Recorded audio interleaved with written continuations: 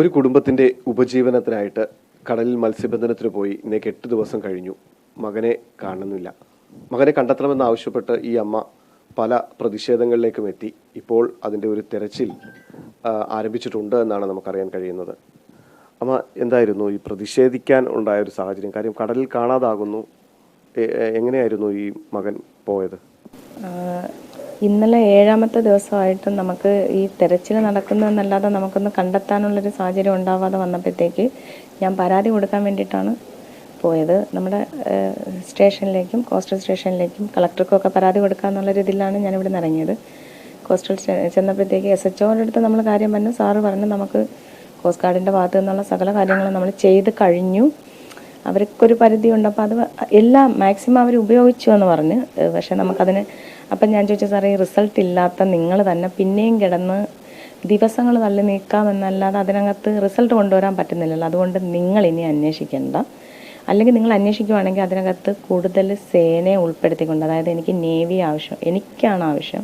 അതുകൊണ്ട് ഞാൻ ആവശ്യപ്പെടുന്നത് എനിക്ക് നേവിയുടെ ഇത് വേണം, നേവിയുടെ സഹായം എനിക്ക് ആവശ്യമുണ്ട്. പിന്നെ ഡ്രോൺ അങ്ങനെയൊക്കെയുള്ള സംവിധാനങ്ങൾ ഉൾപ്പെടുത്തി കുറച്ചും കൂടെ സ്കൂബ ഡൈവേഴ്സിനെയൊക്കെ ഉൾപ്പെടുത്തിക്കൊണ്ട് ഒരു അന്വേഷണം എനിക്ക് ആവശ്യമുണ്ട്. അതെനിക്ക് വേണം. അങ്ങനൊരു സഹായം എനിക്ക് ചെയ്തു തരണമെന്ന് ഞാൻ ആവശ്യപ്പെട്ടു. അതിനോട് നമ്മൾ സഹകരിക്കുക തന്നെയാണ് ഉണ്ടായത്. അവർ സഹകരിക്കുക തന്നെ ചെയ്തു. ഏതായാലും ഈ ഒരു അപകടം നടന്നിട്ട് ഒരു 8 ദിവസം, അതായത് കഴിഞ്ഞ വെള്ളിയാഴ്ചയാണ് ഈ അപകടം സംഭവിക്കുന്നത് അല്ലേ? അപ്പം എന്താ ഈ ഇവിടുത്തെ മത്സ്യബന്ധന വള്ളം തന്നെയാണോ? ഇതിൽ സ്ഥിരം പോകുന്ന ആൾക്കാരായിരുന്നു? അതെ, നമ്മുടെ സ്വന്തം വള്ളം തന്നെ. എൻ്റെ അച്ഛനും നമ്മുടെ വീട്ടിലുള്ളവർ തന്നെ 4 പേരുള്ളതാണ്. 2 പേരും പഠിച്ച് കുറേ കോഴ്സ് പഠിച്ച മക്കളാണ്. ഇപ്പം അറ്റ് പ്രസൻറ്റ് തന്നെ അവന്മാർ 2 പേരും കൂടെ ചേർന്നിട്ട് ഞാൻ ബ്യൂട്ടീഷ്യൻ കോഴ്സ് പഠിച്ച് ബ്യൂട്ടീഷ്യൻ ആയതുകൊണ്ട് എൻ്റെ മക്കൾ 2 പേരും ഞാനതിപ്പോൾ പഠിപ്പിച്ചു. അത് കഴിഞ്ഞിട്ട് നിന്ന മക്കളാണ്. അപ്പം ഇവർക്ക് ഇഷ്ടമാണ് ഈ തൊഴിൽ, നമ്മുടെ പരമ്പരാഗത തൊഴിലും. അപ്പോൾ അവർ പോകും. നമ്മുടെ മക്കൾ അങ്ങനെ എന്തൊക്കെ പഠിച്ചെന്ന് പറഞ്ഞാലും വള്ളത്തിലും അല്ലെങ്കിൽ ബോട്ടിലൊക്കെ പോകാൻ നമ്മുടെ മക്കൾക്ക് താല്പര്യമോ പോവുകയും ചെയ്യും.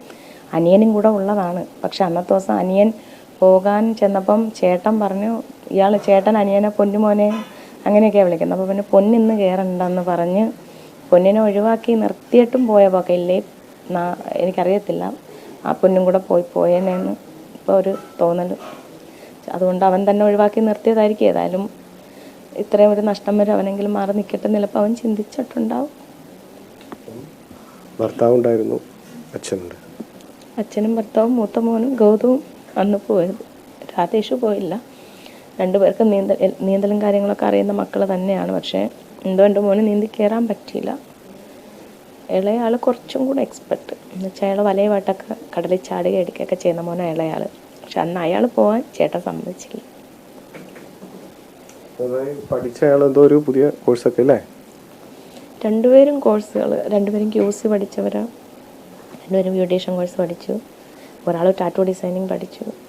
ഒരാൾ സേഫ്റ്റി നെബോഷ് കഴിഞ്ഞു. വിശ്വസമുദ്രയിൽ വർക്ക് ചെയ്തുകൊണ്ടിരുന്ന ആളുവാണ്. അപ്പോൾ ഈ വള്ളത്തിൽ പോകാൻ വേണ്ടിയിട്ട് മാറി നിന്നുള്ളതേ ഉള്ളൂ. ഒരിക്കലും അമ്മയുടെ ഒരു നഷ്ടത്തെ ഒരിക്കലും നമുക്ക് ഒന്നും പറഞ്ഞ് ആശ്വസിപ്പിക്കാൻ വാക്കുകളില്ല. എങ്കിൽ പോലും നമ്മളുടെ ചില ആവശ്യങ്ങളുണ്ട് ഈ സമയത്ത് അല്ലേ?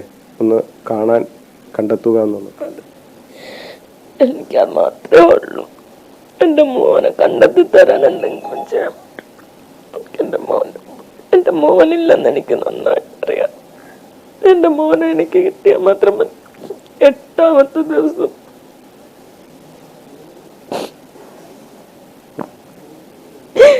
ഇന്ന് 8ാമത്തെ ദിവസം എനിക്ക് 1 നഷ്ടമാണ്. 3 നഷ്ടത്തിൻ്റെ പുറത്തിരുന്നും കൊണ്ട് ഞാനിതെല്ലാം പറയുകയും എടുക്കുകയും ചെയ്യുന്നെങ്കിൽ എൻ്റെ ഉള്ളിങ്ങനെ കത്തിയ തീ പിടിച്ചിരിക്കുന്ന ഒരവസ്ഥ പോലെ എനിക്ക്. ഞാൻ എന്നിട്ടും ഇത്രയും എങ്ങനെയൊക്കെ എനിക്ക് സംസാരിക്കാനും എടുക്കാനും പറ്റിയതെന്ന് ഞാനിങ്ങനെ ചിന്തിക്കുന്നു. പൊട്ടിപ്പോകുന്ന സാഹചര്യം എനിക്ക് വളരെ കുറവാണ്. എനിക്കിതുവരെ അങ്ങനെ മനസാന്നിധ്യം ഉണ്ടായിരുന്നു. ഞാനിപ്പോ പൊട്ടി.